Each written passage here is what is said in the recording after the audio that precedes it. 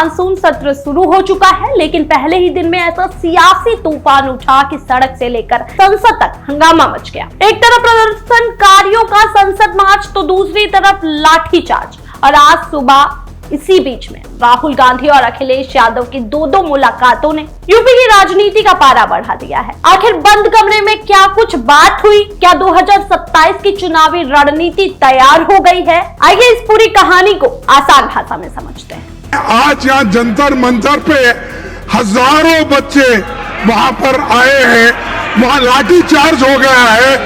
Government मारने की कोशिश कर रही है, गवर्नमेंट दबाने की कोशिश। तीन बातें बहुत अहम है। आज पहले प्रोटेस्ट पे हम फोकस करेंगे कि ये बहुत शांतिपूर्वक तरीके से हम करें, हम मुद्दे पे फोकस रखें, एजुकेशन का मुद्दा जो इस देश की बहुत ज़रूरत है।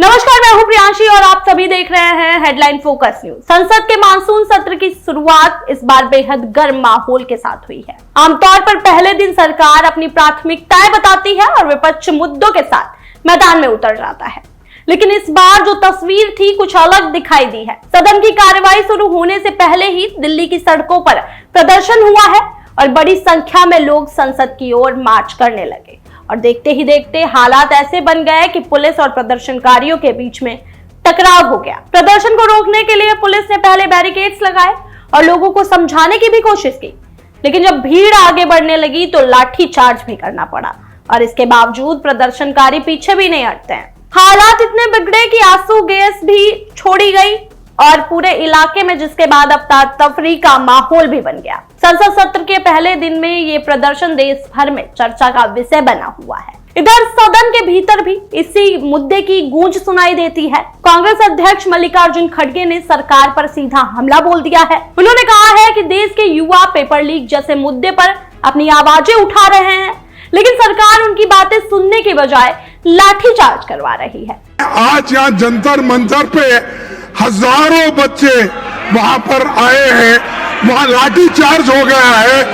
गवर्नमेंट मारने की कोशिश कर रही है, गवर्नमेंट दबाने की कोशिश कर रही है, गवर्नमेंट निकलने की कोशिश। नीट एग्जामिनेशन घोटाला, सर ये स्टूडेंट का मामला है जो लाखों बच्चों की जो भविष्य है, उनके भविष्य के बारे में मैं बात कर रहा हूँ। खड़गे ने आरोप लगाए हैं कि युवाओं के भविष्य से जुड़े सवालों को दबाने की कोशिश की जा रही है।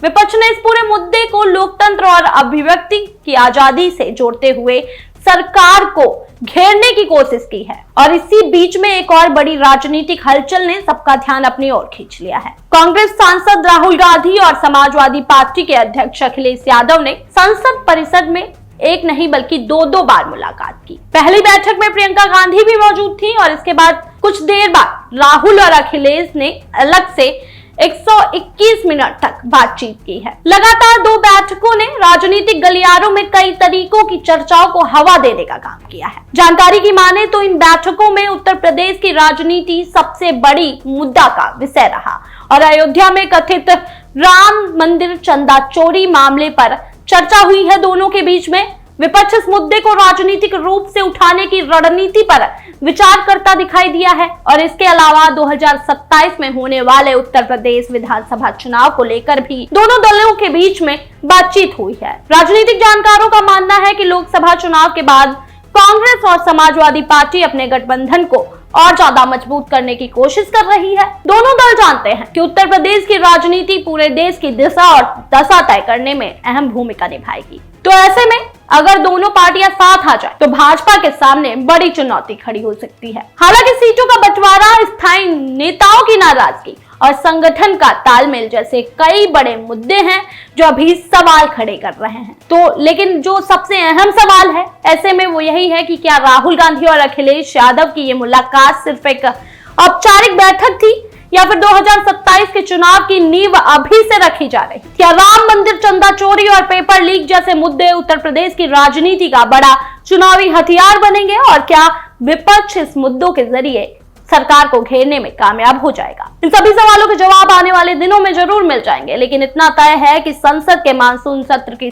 शुरुआत में ये संकेत मिल गए हैं कि अब देश की राजनीति पूरी तरीके से चुनावी मोड में प्रवेश कर चुकी है। सड़क से संसद पर टकराव, विपक्ष की ये जो सक्रियता है और लगातार बढ़ते राजनीतिक समीकरण आने वाले दिनों में भारतीय राजनीति को और भी ज्यादा दिलचस्प बनाने वाले हैं। लेकिन आपको क्या लगता है कि क्या राहुल गांधी और अखिलेश यादव की ये मुलाकात सबसे बड़ा इनके पीछे मकसद क्या है, और क्या ये सिर्फ मुद्दों पर चर्चा मात्र थी या फिर 2027 की बड़ी चुनावी तैयारी? अपनी राय हमें कमेंट बॉक्स में जरूर बताइएगा और ऐसे ही तमाम राजनीतिक अपडेट्स के लिए बने रहिएगा हेडलाइन फोकस के साथ। मैं थी आप सभी के साथ प्रियांशी।